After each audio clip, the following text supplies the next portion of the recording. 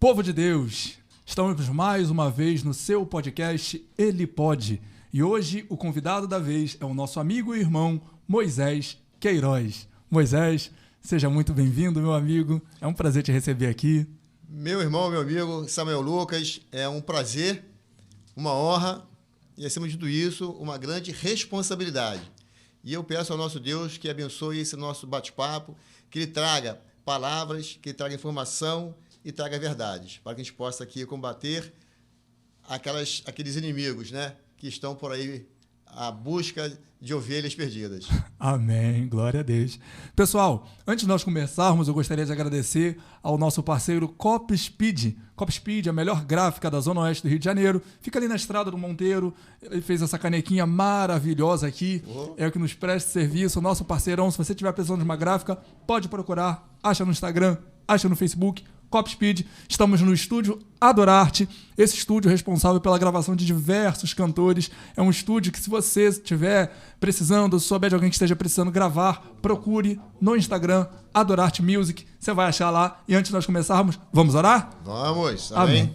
Deus Todo-Poderoso, Criador dos céus e da terra, Deus, nós te agradecemos por esse dia maravilhoso que o Senhor nos deu. Te louvamos, Pai, pela tua soberania e reconhecemos a tua grandiosidade. Te pedimos, Pai, que o Senhor nos use como ferramentas tuas. Senhor, que o teu nome seja glorificado através das nossas vidas nesse momento. Essa é a nossa oração, em o nome de Jesus. Amém. Amém. Moisés, te chamei para uma batalha. Te chamei, rapaz, porque a gente, aqui no Ele Pode, a gente não vai fugir da raia. Não. E a gente está num ano eleitoral.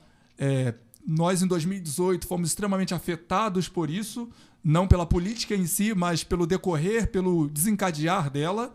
E a gente vai falar hoje sobre a participação do cristão na política, ou o nosso tema, o cristão e a política. Moisés. Desculpa, não apresentei o Moisés aqui, gente.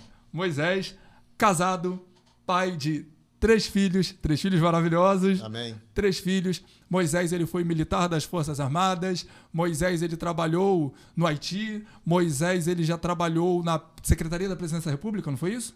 Isso, Moisés, fala um pouquinho pra gente da sua biografia e, principalmente, o que eu tenho mais curiosidade é de saber da sua experiência no Haiti.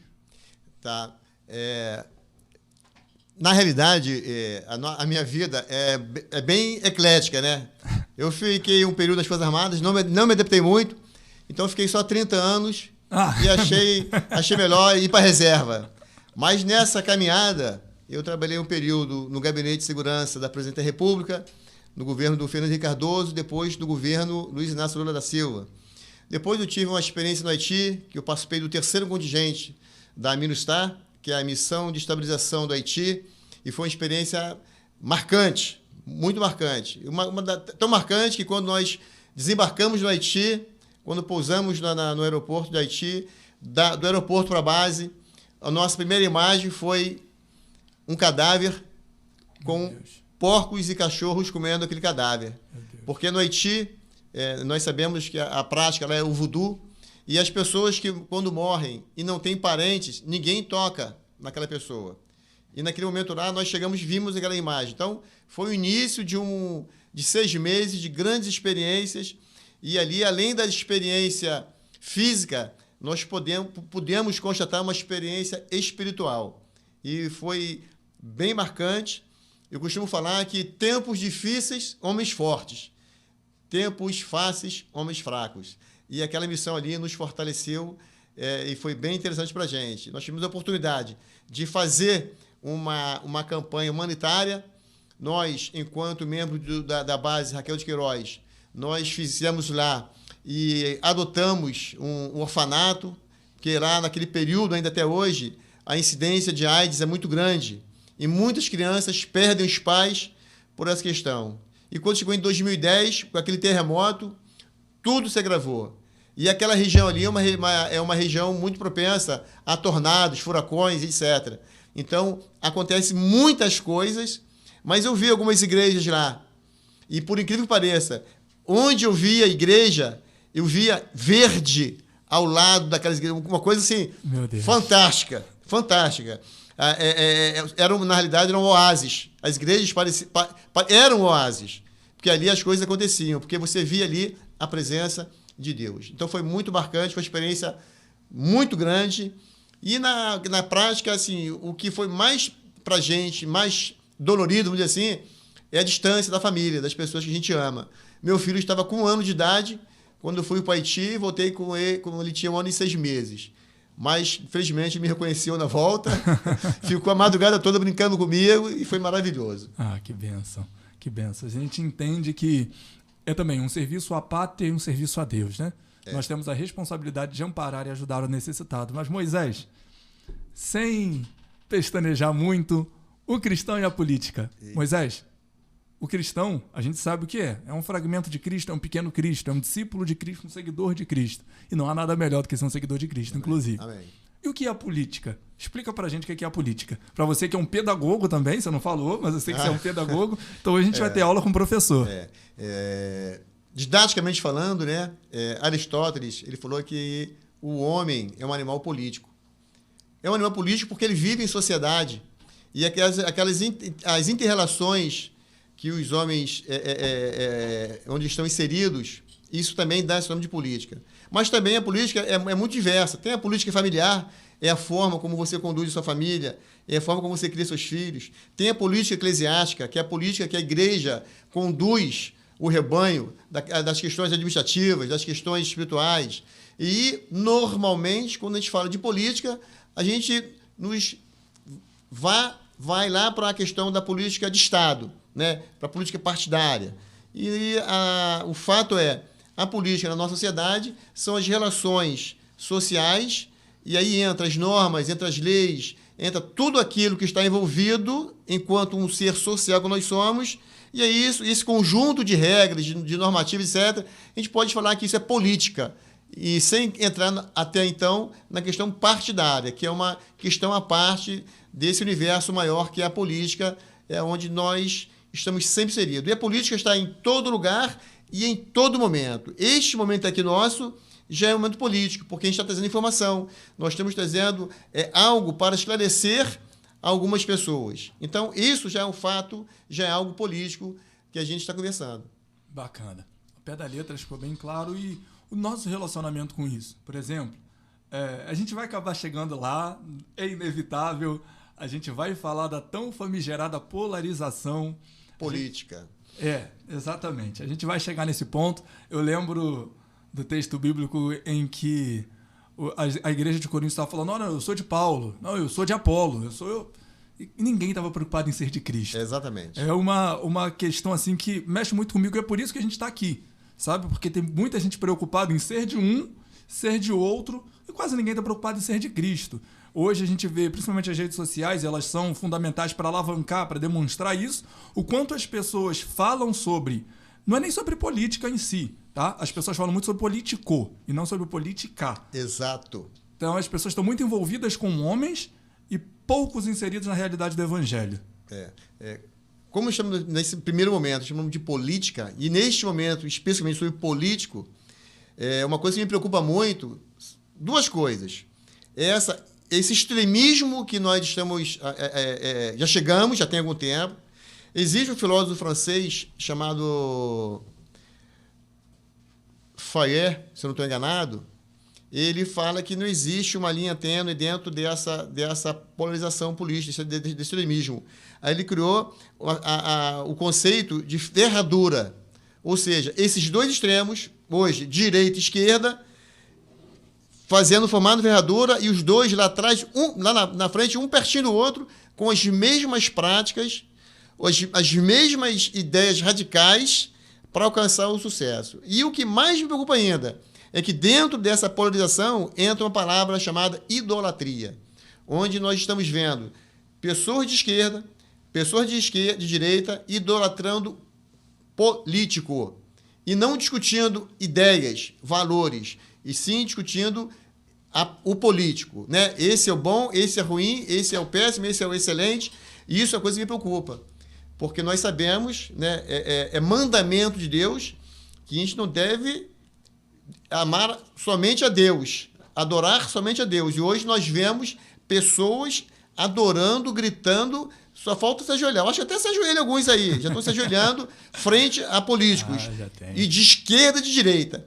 E nós, como estamos falando, assim, basicamente, creio eu, gostaria até e espero que esse podcast ele não alcance apenas o universo cristão evangélico, cristão católico, não, que ele alcance todas as religiões, todos os pensamentos, as filosofias, porque quando você traz uma ideia, e eu aprendi que para você combater uma ideia ruim ou uma ideia, é só você apresentar uma ideia melhor, porque as pessoas vão buscar um entendimento e eles poderão mudar o seu pensamento, e isso é evolução. Então, eu sempre estou muito preocupado, até comigo mesmo, porque às vezes eu me sinto firme nos meus propósitos, firme nas minhas ideias, mas às vezes você tem que parar e ser mais flexível e pensar e repensar, porque às vezes um pensamento que você tem, que é uma cláusula pétrea, ou seja, que não pode ser mutável, ela pode mudar sim. E isso vai fazer você evoluir e trazer graça para aqueles que o ouvem. Porque se você for uma pessoa petrificada, você não vai funcionar. Paulo disse aos Romanos: rogo-vos, pois, irmãos, pela compaixão de Cristo, que apresentei-os o vosso corpo como culto racional, mas ele chega no verso 2 e diz assim, olha, e não vos conformeis com este mundo, mas transformai-vos pela renovação do vosso entendimento. Isso. Então a gente precisa ter o nosso entendimento transformado e não se amoldar. Não, olha, eu sou de Lula, eu sou de Bolsonaro, eu sou de... Não interessa. Primeiro ponto, a gente tem que ser de Cristo. E uma das coisas que mais me incomodam nesse sentido é justamente isso.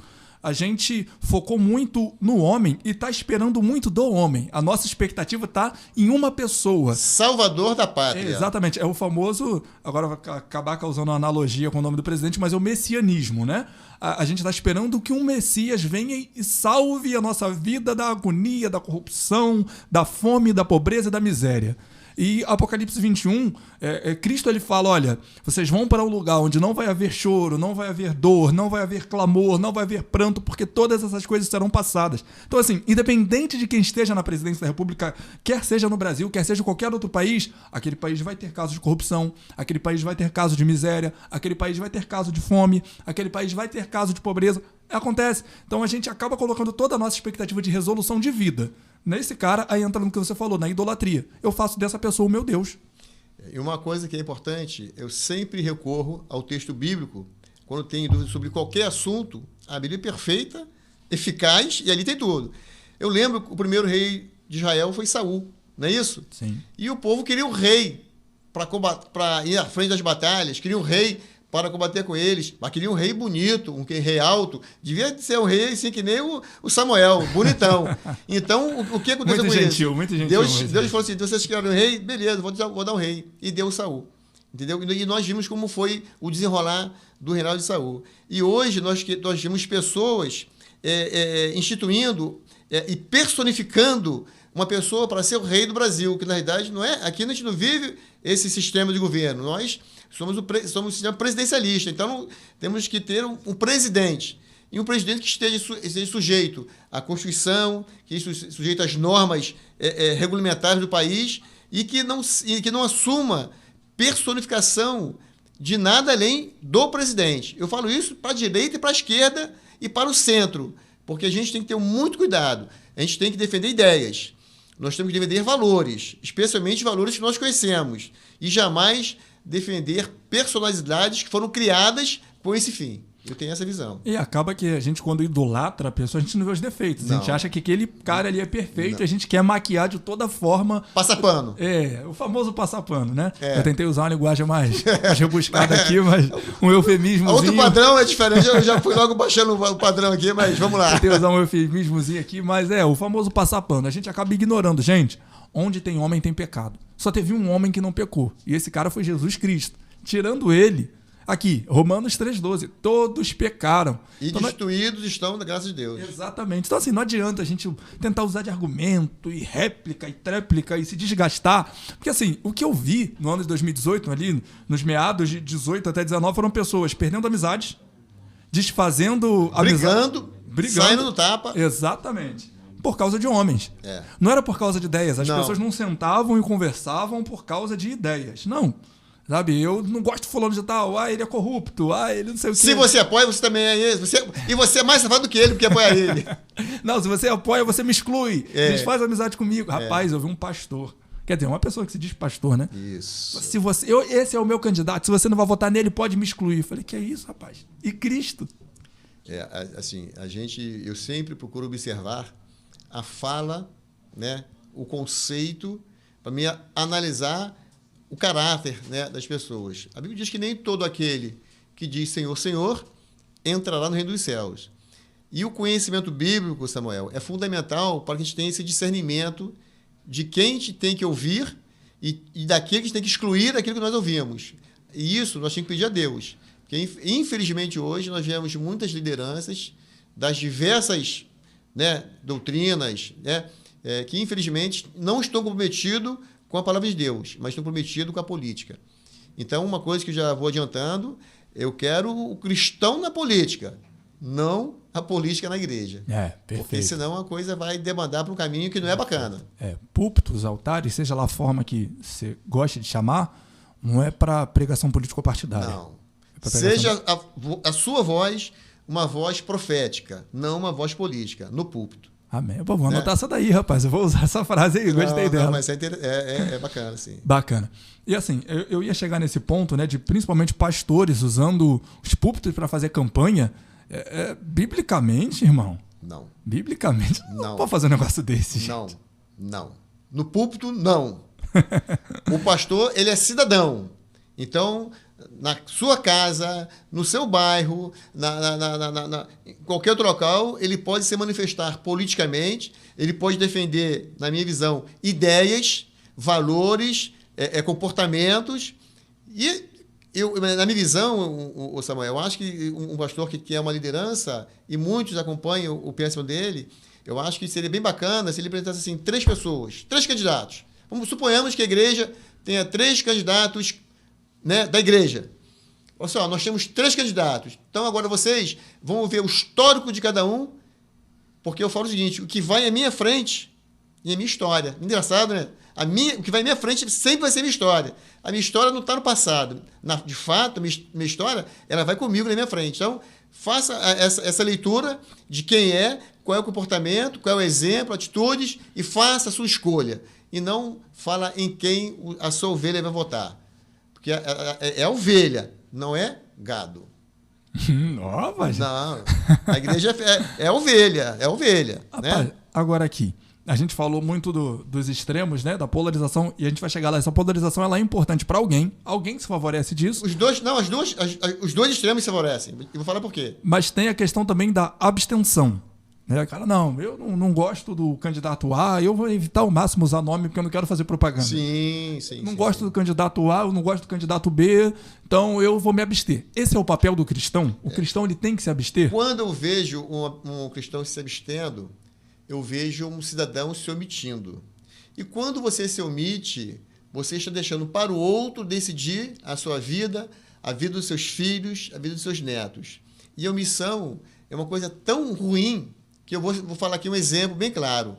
Pôncio Pilatos, quando estava na presença do povo, Jesus Cristo sendo julgado, e ele era a pessoa que tinha o poder, né, de absorver ou de julgar e de condenar. Ele fez o quê? Ele lavou as mãos, ele se omitiu, ele prevaricou, inclusive. Né? Se fosse hoje, ele estava preso. Ele prevaricou.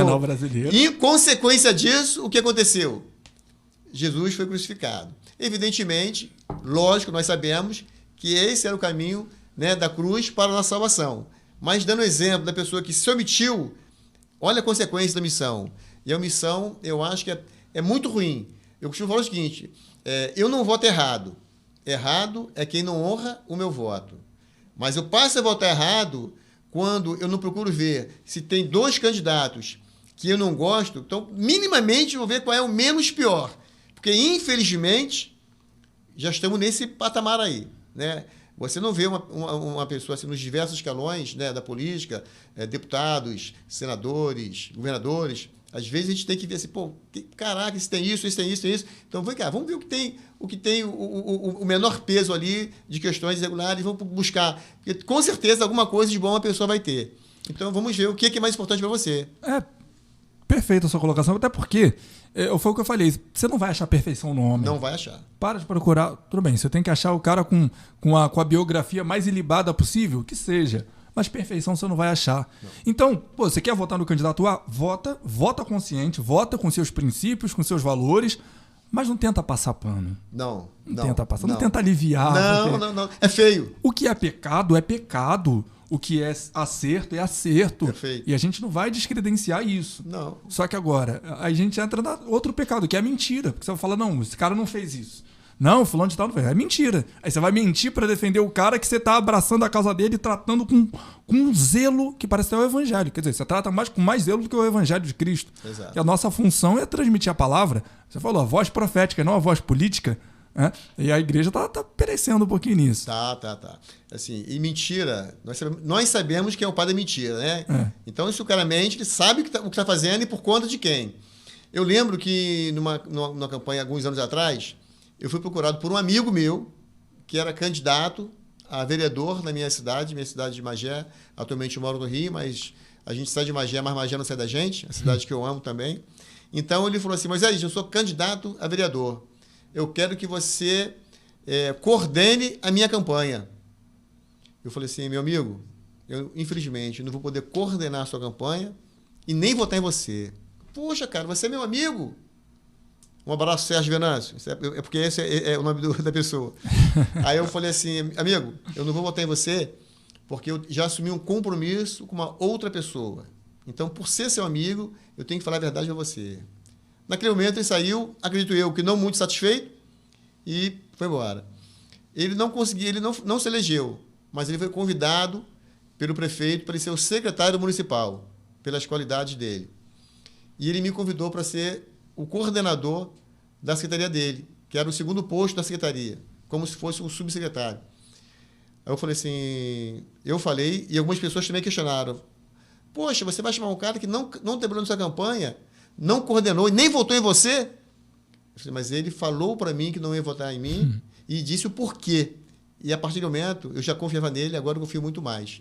Além da capacitação dele, porque né, você tem que escolher para estar contigo quem tem capacidade. Então eu falo assim, se eu mentisse, não, deixa comigo, estou fechado. Às vezes o eleitor reclama do político, mas ele tem o mesmo modus operandi. Às vezes, porque eu falo o seguinte, o político sai da onde? Júpiter, Marte ou do nosso meio social? Então ele representa aquele pessoal, aquele grupo ali. Então se aquele político, ele não se ele tem práticas indevidas, alguém está vendo e está escolhendo pessoas para votar. E eu falo o seguinte, quando a gente vai votar em alguém, eu estou pegando uma procuração, estou falando assim, autorizo fulano de tal a fazer o que ele quiser na política, porque eu vou votar nele. E essa procuração chama-se voto. Voto nada mais é do que uma procuração onde você concede àquele parlamentar as ações que ele achar mais conveniente. Então não reclama depois. E se você não sabe qual é o comportamento dele, se não sabe quais são os valores dele, depois você não vai reclamar. Aí, neste caso, você que votou errado. Rapaz. Aí você falou de uma coisa bacana, e a gente tinha que chegar nesse ponto aqui. Você falou, olha, você tem que saber se a pessoa está preparada. Certo. E aí tem uma máxima dentro da igreja, eu acho que eu sei a sua opinião, mas vou deixar você se expressar.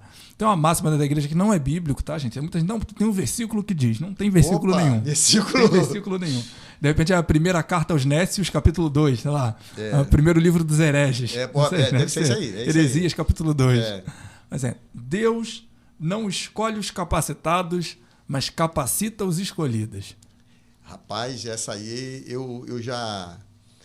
Hoje mesmo eu perguntei isso a uma pessoa e ela concordou, a princípio concordou, mas assim, o nosso mandamento é transformar mentes, né? Nós, porém, temos a mente de Cristo. Quando eu ouço essa máxima, eu fico arrepiado, porque isso é uma coisa que não agrega valor, muito pelo contrário. Acho até que isso é uma estratégia do nosso inimigo. E vou falar por quê. Quando você vai falar, quando a gente entra nesse tema, eu sempre me reporto aonde? Onde que tem que me... Onde é meu porto seguro? É a palavra. Aí eu vou na Bíblia. Vamos lá. Quem foi Paulo? Um doutor da lei. Um doutor da lei. Era despreparado? Não. Aí, Davi. Quem foi Davi? Foi o segundo rei de Israel, se eu não estou enganado. né? Teve uma pequena transição ali de Esbozete, mas Davi Davi.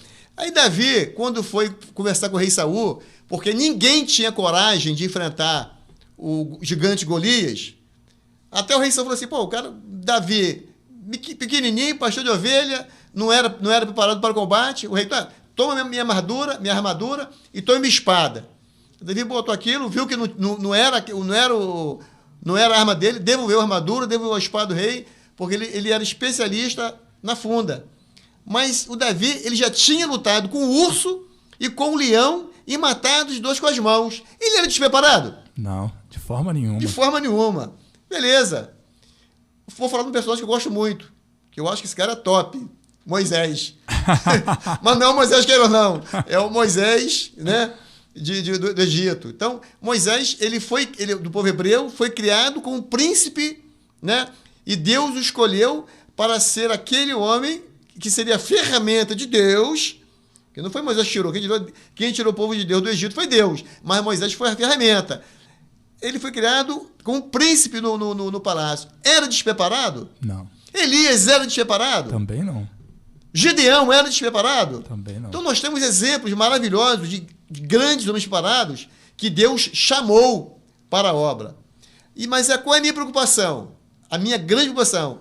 Não, eu deixo aquilo, porque não vou ler a Bíblia, não vou me preparar, não. Porque se Deus me escolher, Ele vai me capacitar.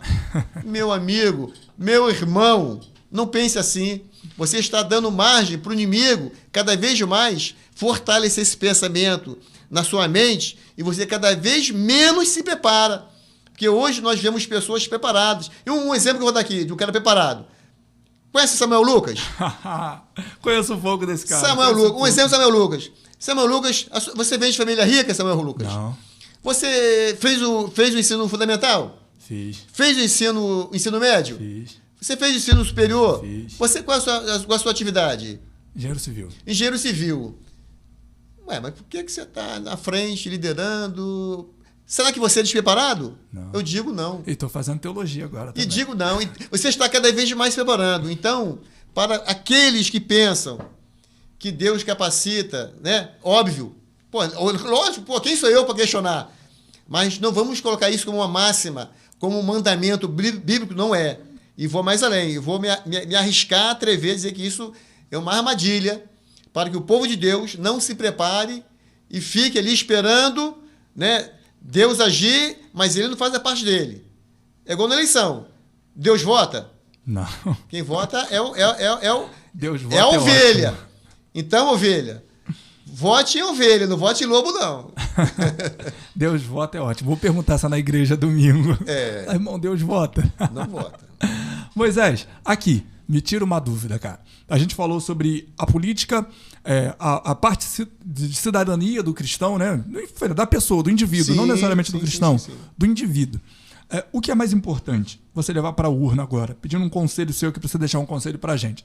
Porque às vezes tem gente que, ao pé da letra, no papel, comunga dos mesmos valores que nós, mas não tem um preparo. Tem um cara que tem o preparo e nem sempre compartilha dos mesmos valores que nós. E dizer, quero deixar isso bem claro, dizer que eu compartilho dos mesmos valores que você... É relativo. Exatamente. Isso não prova nada. Certo. Então, o que seria mais importante? Como que a gente, como cristão agora, puxando a brasa para nossa sardinha, como que eu pondero isso? Eu vou no valor ou eu vou na preparação? Aí eu sei. Você pode fazer uma análise das duas coisas, né? E poder fazer a junção das mesmas e escolher o seu candidato. Então, assim, quando eu falo dos meus valores, e quando eu falei para você lá atrás que o que vai à frente é a minha história, olha para a história do cidadão, não do irmão, do cidadão.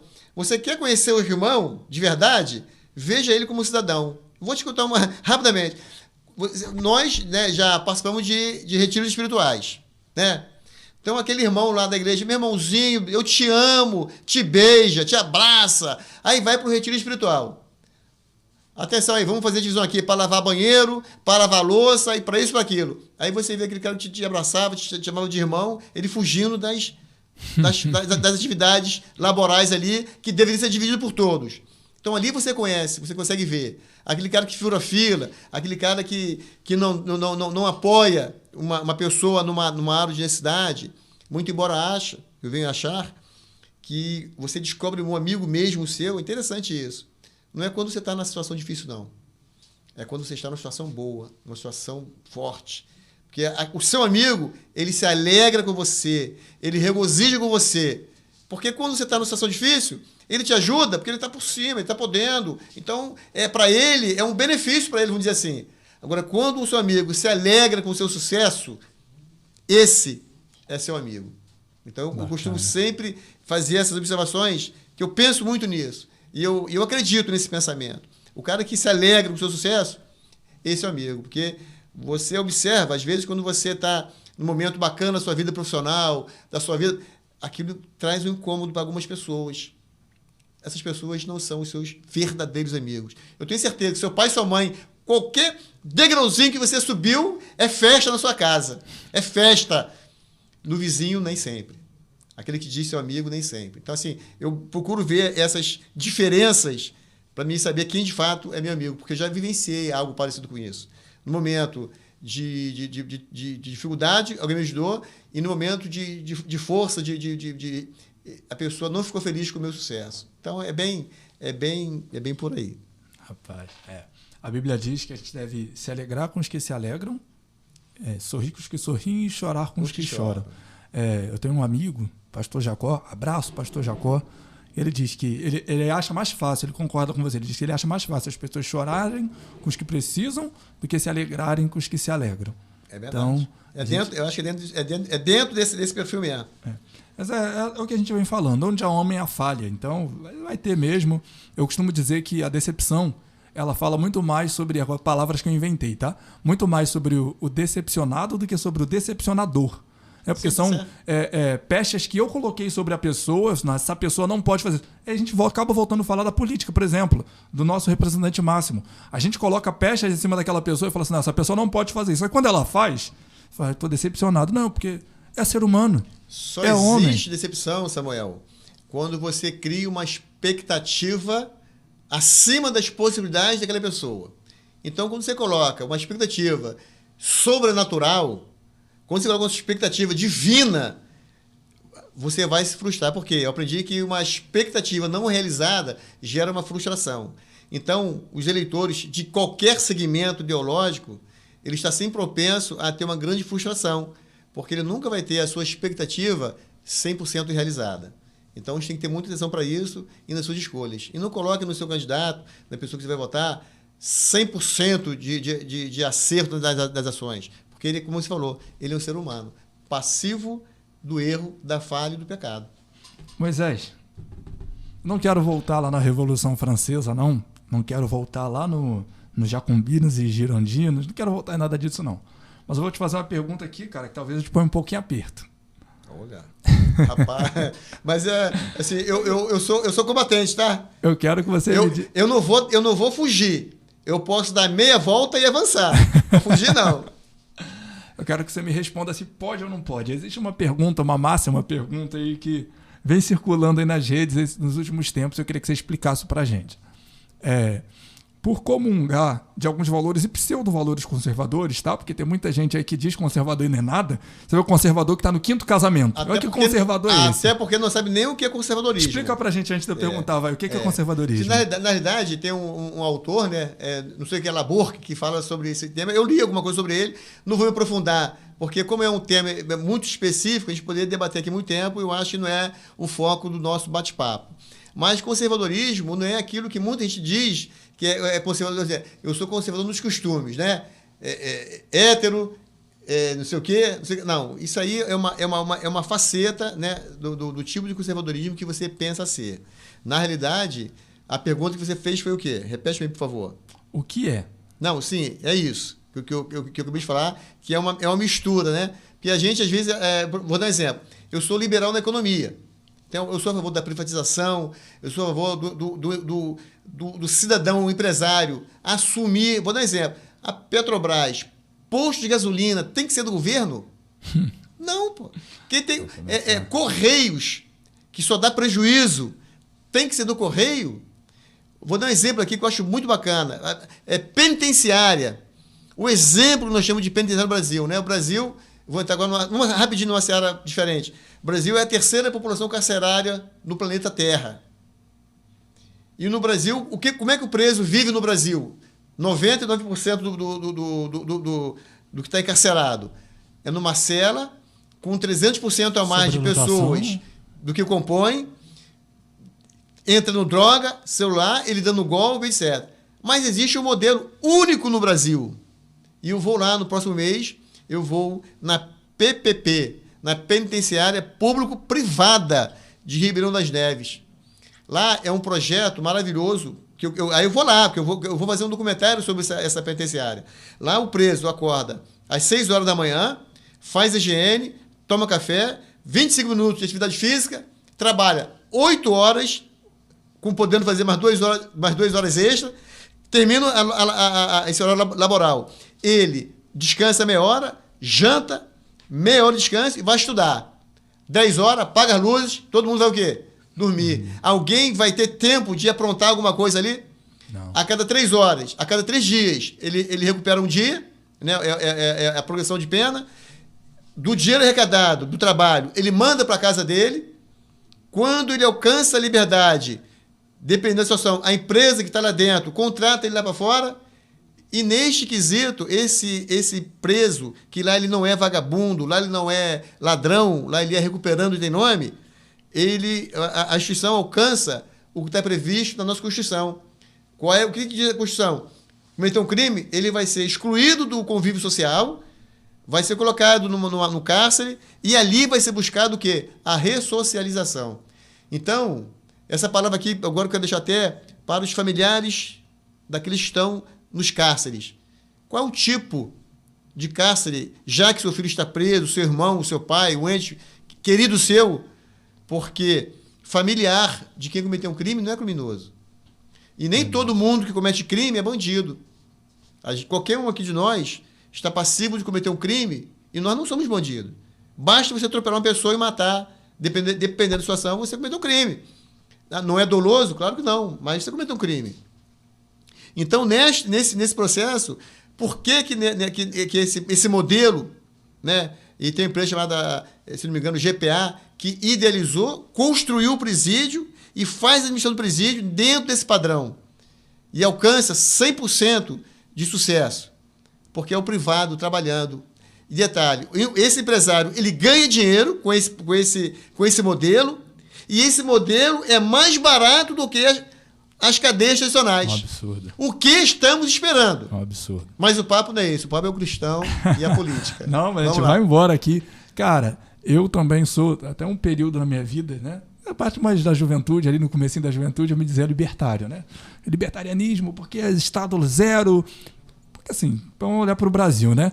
O Brasil é Estado mínimo. Será que é Estado mínimo no Brasil? Não. Educação, quem cuida? Estado. Saúde, quem cuida? Estado. Segurança, quem cuida? Estado. O que sobrou pra gente?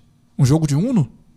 Um dominó? Isso aí. Um jogo de xadrez? Perfeito. Sabe? Então, assim, eu, Samuel, né, agora falando com o meu CPF, eu sou a favor do Estado mínimo, o Estado menor possível. Eu sou contra a empresa privada, por exemplo. Aquele preservativo roxo que distribui nos postos de saúde e tudo mais, era uma empresa do governo que fazia. Era uma empresa pública para fazer preservativo, gente. Que era mais caro, cada preservativo daquele saía mais caro do que a marca de ponta, sim. Que é a marca mais cara que tem aí no mercado. É porque, infelizmente, ao longo da história, nós podemos observar que um governo inchado é um governo repleto de eleitores daquele governo.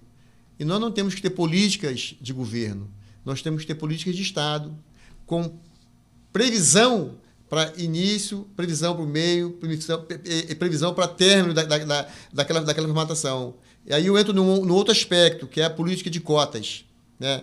A política de cotas é necessária? Hoje é. Mas ela tinha que ter data para iniciar e data para terminar. E qual é a melhor forma de você trazer a questão igualitária para a população? Hoje nós vemos o seguinte, classe média, né? Ou classe mais acima, os filhos estão no colégio, no ensino médio particular. E a classe pobre, né, menos abastada, o filho está em escolas públicas, que nós sabemos que a diferença é total.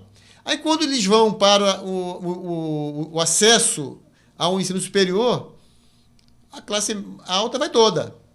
E um pouquinho da classe baixa vai um pouquinho por conta da cota. Mas chega na cota, ele por exemplo, uma engenharia, a pessoa que não teve o preparo, ele consegue ser engenheiro? Não. Aí vai ter uma evasão do ensino superior. E assim vai. Então, qual é a minha proposta? Você vai lá no gasto que nós temos com a universidade pública, a UERJ, a UFRJ. Pô, a UERJ tem anualmente uma receita maior do que muitos municípios do Estado de Janeiro. Mas muitos. Entendeu? Se eu não me engano, está chegando perto da casa do bilhão, se não passou.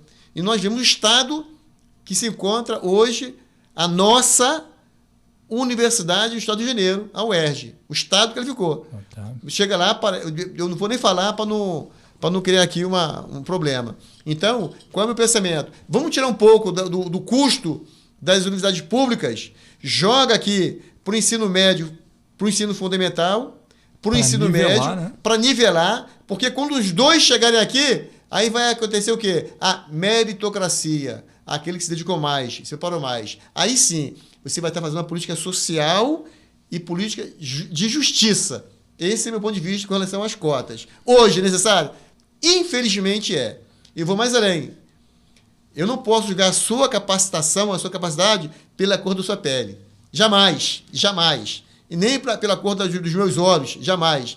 Então, nós temos que dar condições iguais para que os cidadãos, os indivíduos, eles cresçam em igualdade de condições.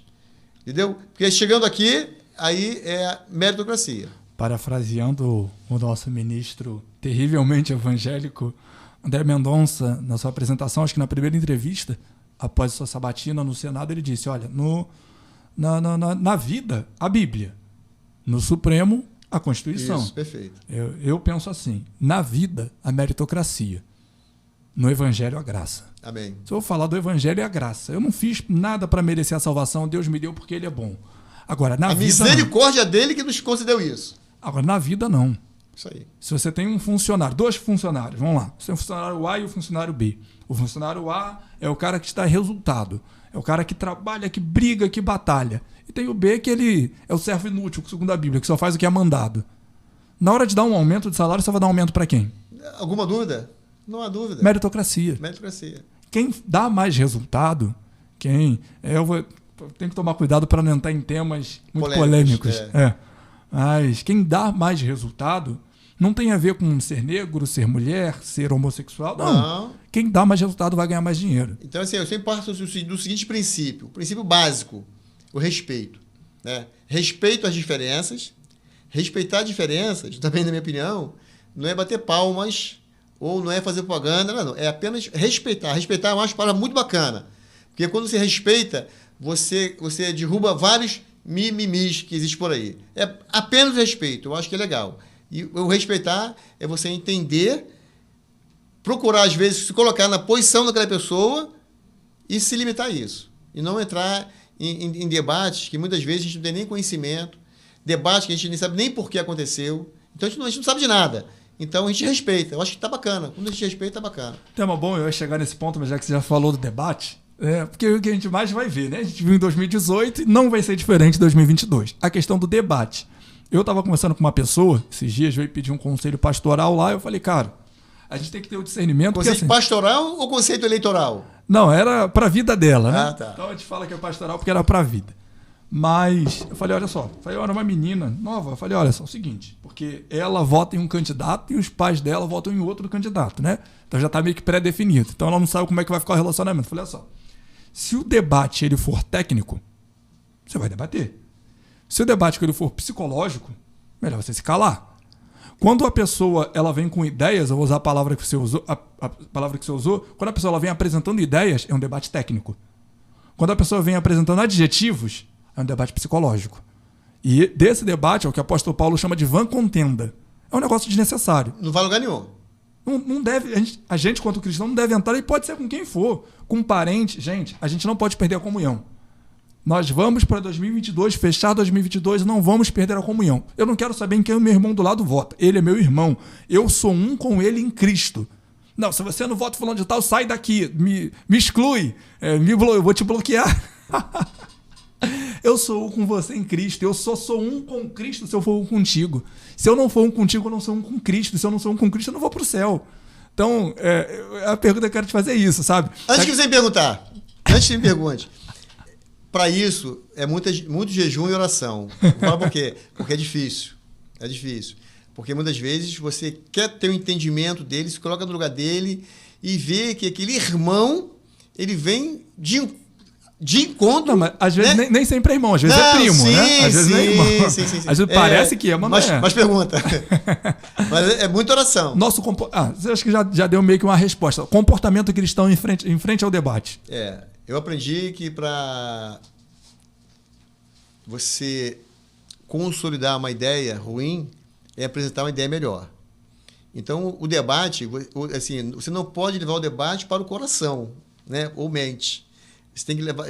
É difícil, muito difícil. Não vou falar aqui que é molezinha, não, Samuel, senão eu vou estar aqui mentindo. Eu, como sei que o pai de mentira não é meu pai, eu não vou entrar nessa. É difícil. Mas você tem que procurar sempre buscar aí um entendimento e com muito equilíbrio, que eu acho que a palavra que está faltando hoje no Brasil é equilíbrio, porque nós estamos vendo aí dois extremos e você lá perguntou, né? É bom para quem? É bom para os dois. Porque esses dois vão para o segundo turno, esses dois vão eleger vários senadores, esses dois vão eleger vários deputados com os mesmos pensamentos. E eu aprendi o seguinte: reino dividido não subsiste. Não subsiste. E essa é a minha grande preocupação no Brasil que a gente vive. O Brasil, ele tem que deixar essa polarização, porque essa polarização traz divisão. E a divisão não é de Deus. Isso nós temos certeza. Moisés, a gente já está caminhando para o final. Infelizmente. Já? Antes de abrir para suas considerações finais, queria que você falasse aí para a galera, a gente vai divulgar isso aí nas plataformas, como que o povo te acha? Rede social, canal no YouTube, como que a galera te acha? Mas eu tenho mais 3 minutinhos para falar. Não, pode ficar à vontade. É uma coisa que eu me preparei para falar e a gente não consegui. Não chegamos. É a questão do cristão e a política. De fato, qual a importância do cristão na política? Samuel, você é meu irmão, eu te amo, né? Como irmão, né? Tem o amor ágape, né? O amor filhos e o amor eros. Então, esse amor é o ágape, né? O amor ágape. Fraternal, de irmão. Eu aprendi o seguinte: quando você... Porque no passado existia uma máxima nas igrejas que política era uma coisa do mundo, política era coisa de corrupção, que política era coisa do diabo. Não sei se você já ouviu isso. Já ouvi isso. Ouvi. Mas quando você, cristão ou não importa, se afasta da política, não participa da política, você vai estar permitindo que pessoas que têm ideias, valores, comportamentos diferentes do seu e do grupo que você representa, no foro adequado, que é uma Assembleia Legislativa, uma Câmara Federal, um Senado Federal... Pô, quase derrubei esse livro aqui. Eu vejo Deus em tudo. Bacana. De quem é esse livro? Um tal de Samuel Lucas. Já vou dar uma lida, porque eu quero aprender. Então, quando a gente percebe isso, né, a gente permite que quem pensa diferente, quem luta por outros valores, eles vão ocupar aquele espaço. Ah, não, mas E antigamente o cara falava assim: eu sou apolítico, como se fosse um grande sábio. Olha só que. Eu já ouvi muita gente falar: não, eu sou apolítico. Que coitado, né? Ele tinha que ser um ermitão, né? Ele tinha que morar lá na Floresta Amazônica sozinho, porque ele é político, não deve viver em sociedade. Então, assim, quando a gente abre, a gente se omite e permite que pessoas diferentes dos nossos pensamentos, comportamentos, valores, eles vão lá e vão lutar por causas que a gente condena. Já teve busca ali, se você buscar no Google, já teve políticos que já quiseram criar leis para a pedofilia, defender a pedofilia, criando leis para defender o incesto, o aborto, a desmilitarização das Forças Armadas e muito mais. Aí você pode reclamar desse político porque você se omitiu. Você lavou as mãos, Pôncio Pilatos. Então, você tem que sair dessa. Então, não se omita, participe, defenda ideias, defenda valores. Veja quem pensa como você e abrace esse irmão e vá com ele. É assim que funciona. Agora, você falou o quê? Para me dar meus... Não, onde que a pessoa te acha? A gente quer aprender mais com você, rapaz. Onde que a gente consegue continuar aprendendo? No Instagram, Moisés.Queiroz Oficial. Queiroz com Z? Queiroz com Z. No Facebook, Moisés Queiroz. No Twitter, Moisés Queiroz também. E vai ser um grande prazer se as pessoas quiserem interagir comigo. Eu gosto do meu telefone, sabia? Eu falo, cara, tu é maluco, dá telefone. 98812-8637. Pode mandar mensagem para mim no zap lá. Pô, Queiroz, tu é maluco, hein? Você fala um negócio diferente. Cara, loucura para os homens, né? Mas para Deus ele sabe como é que funciona o nosso coração. Então, nós temos propósitos, nós somos pessoas, nós somos cidadãos, mas somos cidadãos do reino dos céus que por enquanto está aqui na terra. Então, a gente tem que lutar por nossa sociedade. Eu luto pensando, né? Primeiro lugar, na minha família. Depois, na minha rua, depois no meu bairro, depois na minha cidade, depois no Brasil. Eu quero falar sobre uma máxima que também fala aí que eu discordo. Deus, pátria, família. Eu discordo, Samuel. É Deus, família e pátria. Porque quem não ama a sua família, amigo, não ama a sua pátria, não ama a sua pátria. Né? Então, família é aquilo que nós temos, que Deus nos concedeu. Por falar em família, Jaqueline, eu te amo. Lucas, Juliana, Isabela. Heroa, minha irmã. Janete. Aí faz o jabá completo, né? É porque as pessoas... Não vai ficar mal com ninguém. Não. E acho bem bacana a gente ter firme esses valores. Porque a casa que é edificada na areia, ela desaba no primeiro vento. Agora, a casa que é edificada na rocha, ela vai permanecer. Amém? Deixa eu falar uma coisa. Agora eu vou falar um pouco da minha área, né, técnica, antes de terminar. A gente já está terminando, antes que o pessoal da produção brigue com a gente. Opa! A casa edificada na areia e a casa edificada na rocha, algumas pessoas têm um pouco de dificuldade de entender essa passagem. Essa analogia, essa parábola que Cristo faz é o seguinte. Vou falar de uma linguagem menos técnica possível para que todos entendam. A gente pensa, casa edificada na areia, casa edificada na rocha em dois lugares diferentes, em dois terrenos diferentes. Só que não é isso que Cristo está falando. Ele está falando exatamente do mesmo terreno, do mesmo lugar. A diferença é que quem edificou sua casa na areia, cavou pouco. E a diferença é que quem edificou sua casa na rocha, se você vai fazer uma Chegou sapata... Lá. Exatamente. Chegou lá. Você teve mais trabalho. Chegou lá. Dá mais trabalho. Se preparou mais. Não foi naquela de Deus vai me capacitar e eu vou pregar sem ler a Bíblia. Eu vou votar sem conhecer a biografia do candidato. Sim. E, gente, a pior coisa que pode acontecer no período de eleição é eu votei porque ele me deu uma cesta básica. Pelo amor de Deus. Nome de Jesus Cristo, meu irmão, não faz um negócio desse, não. Conheça a biografia e, principalmente, após votar, seu candidato foi eleito, cobre-o. Porque político foi feito para ser cobrado. Só assim, hoje as pessoas já estão trocando a cesta básica por um discurso populista. Não precisa nem dar, né? Só mentir. O discurso populista é terrível. E você vê os campeões de votos, que vai ter campeão de votos de novo. Todo mundo tem aquele que...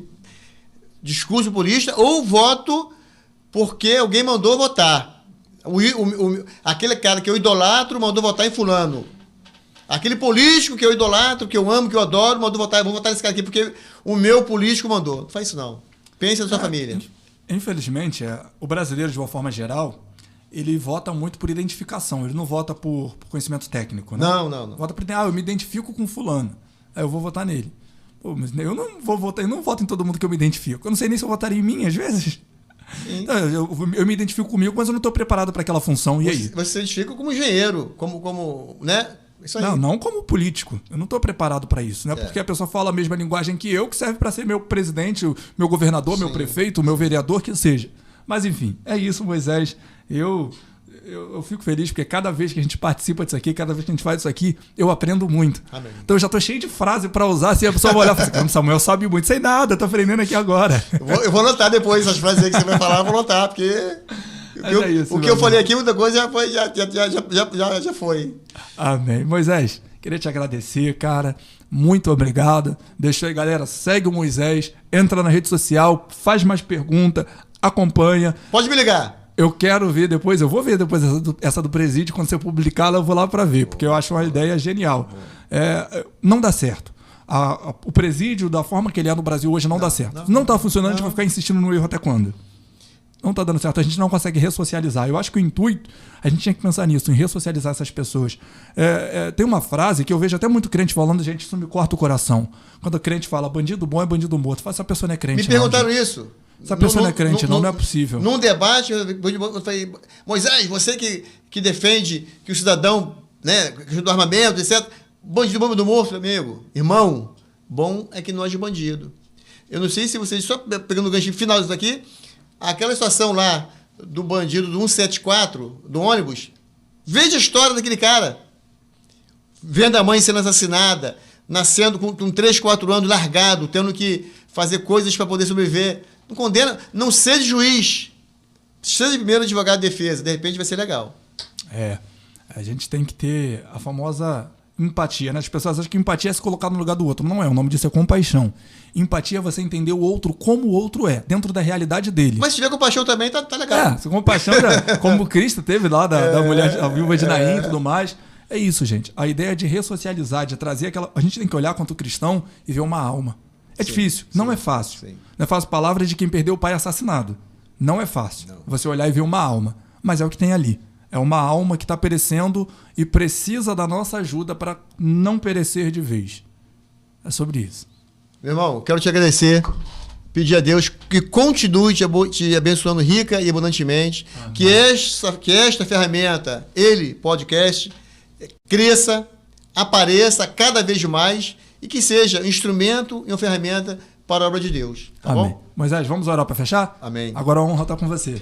Senhor Deus, nós te louvamos, te agradecemos porque até aqui nos ajudou, nos abençoou, nos protegeu e nos guarda cada dia. Quero te pedir, Senhor, uma bênção especial pelo Samuel, para todas as pessoas que a partir desse momento vai nos ouvir, vai nos ver e possa ter um entendimento segundo a tua palavra. Quero pedir que abençoe este ambiente, que abençoe esses profissionais que estão aqui com a gente. Nós temos aqui pessoas maravilhosas e que tu seja com cada uma delas. Abençoa-nos, seja com nossos familiares, seja com nossas igrejas. Tudo isso te peço, te agradecendo, em nome de Jesus. Amém. Amém.